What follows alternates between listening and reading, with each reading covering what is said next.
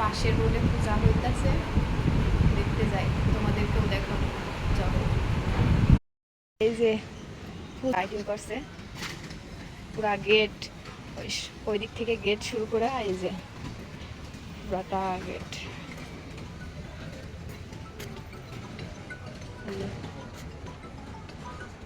আচ্ছা বন্ধুরা কত সুন্দর করে সাজাইছে, শারদীয় দুর্গা পূজার উৎসবে এত সুন্দর করে সাজাইছে। আমরা যাইতেছি দেখতে।